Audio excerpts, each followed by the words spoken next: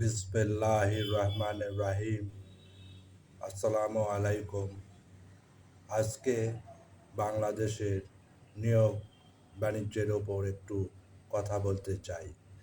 বাংলাদেশের কোঠা বিরোধী যে আন্দোলন হওয়ার ফলে সেখান থেকে সরকার পতন ঘটার পর ছাত্রদের উচিত যে একটা সমস্যার সমাধান এখনো হয় নাই, যদিও বা এখনো হয় নাই, কারণ সেটা ইমপ্লিমেন্টেশন এখনো হয় নাই। তো এটা আগে ইমপ্লিমেন্টেশন করতে হবে, মানে তারপর ধরেন আপনাদের হাত দিতে হবে নিয়োগ বাণিজ্য কিভাবে হয় সেটা বন্ধ করা। নিয়োগ বাণিজ্য বিভিন্নভাবে হয়ে থাকে, তার মধ্যে প্রথম হইল প্রশ্নপত্র ফাঁস।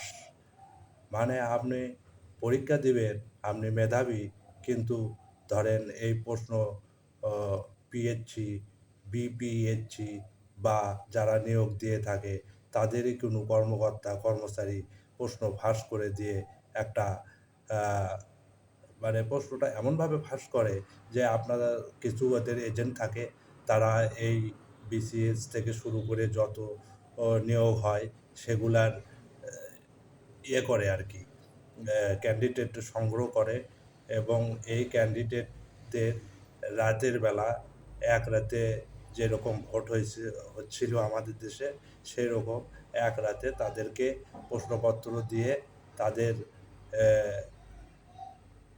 মোবাইলগুলো সব নিয়ে নেয়, নিয়ে একটা ঘরে বা একটা বাসা ভাড়া নিয়ে সেখানে বন্দি অবস্থায় রেখে তাদেরকে প্রশ্ন এবং উত্তর সব কিছুই দিয়ে দেওয়া হয়। তারপরে তারা সেই প্রশ্ন দেখে সারা রাতে মুখস্থ করে সকালে তাদেরকে ছেড়ে দেওয়া হয় পরীক্ষার ঠিক 1 ঘন্টা আগে। তখন তারা পরীক্ষার হলে গিয়ে কি সুন্দর ফুরফুর করে একবারে মনে হয় যে মেধাবী, বাংলাদেশের শ্রেষ্ঠ মেধাবী সন্তানরা আসছে আজকে পরীক্ষা দিতে। ঘরের মধ্যে কি এক আহ, অলৌকিক বিষয় তারা পেয়েছিল, সেটারই প্রতিফলন ঘটাতে। তে এগুলা বন্ধ করতে হবে। আর এই এই যে প্রশ্নপত্র ফাঁস, এটার ক্রেতা ক্রেতা কে ছিল? ক্রেতা যে কোনো মানুষই হতে পারে, অসৎ মানুষ অবশ্যই তারা। তার মধ্যে 90% ক্রেতাই ছিল এই কোঠাধারীরা। কারণ কোঠাধারীরা জানতো আমরা কোনো মতেই খালি ফিলি রিটেন এগুলা পাস করলেই আমরা হলো দেন এমনিতেই নিয়োগের ক্ষেত্রে ভাইভাতে পাস করলেই আগায় থাকবো। এই জন্য এটার একদম প্রকৃত ক্রেতা ছিল এই কোঠাধারীরা। তারপরেও ছিল কিছু অসৎ ব্যক্তি, যাদের পিতামাতারা টাকা দিয়ে তাদের সন্তানকে অসৎ উপায়ে যে কোনোভাবেই হোক একটা সরকারি বেসরকারি প্রতিষ্ঠানে ঢোকানো বা এমপিওভুক্ত স্কুল কলেজ মাদ্রাসায় ঢোকানোর জন্য তারা চেষ্টা করত।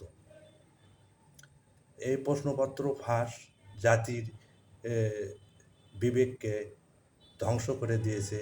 জাতির সমস্ত ভালো কাজ যারা করবে তারা প্রথমেই যেখানে ঢুকবে সেই জিনিসটাই তারা কুলুষিত করলো। সেই চাকরির প্রথম পদক্ষেপেই তারা কুলুষিত করলো, মানে বিসমিল্লাহ গলদ আর কি, শুরুতেই ভুল।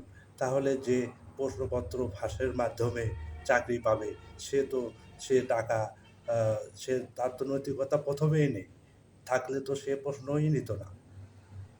হ্যাঁ, সে প্রশ্নই নিত না। কিন্তু তারপরেও আমাদের সমাজ ব্যবস্থা এমন হয়েছে যে পিতামাতা পর্যন্ত প্রশ্ন ক্রয় করে দিয়ে সেই একটা আয়নাঘর, আহ, আহ, চাকরির আয়নাঘর বা নিয়োগ বাণিজ্যর আয়নাঘরে তাদের সন্তানকে পাঠায় আর কি। এটাই আমাদের বাংলাদেশ, এটাই বাস্তবতা। কিন্তু আমাদের তো মনে রাখতে হবে যে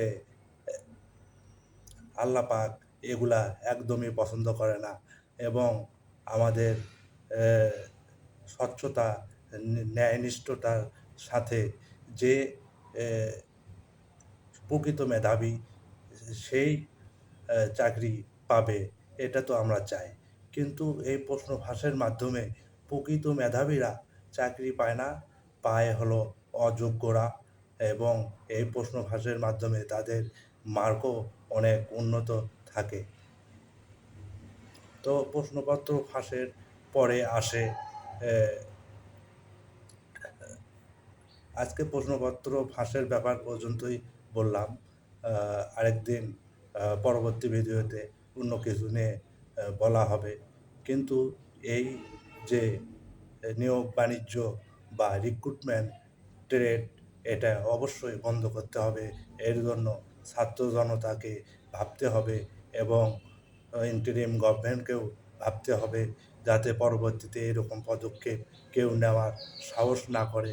তার জন্য দৃষ্টান্তমূলক শাস্তি অবশ্যই এ এ বিচারের আওতায় তাদেরকে, যারা প্রশ্ন ফাঁস করে তাদেরকে বিচারের আওতায় আনতে হবে, এবং তাদেরকে দৃষ্টান্তমূলক শাস্তি দিয়ে যাতে ভবিষ্যতে এরকম কার্য কেউ করার সাহস না পায়। আল্লাহ হাফেজ।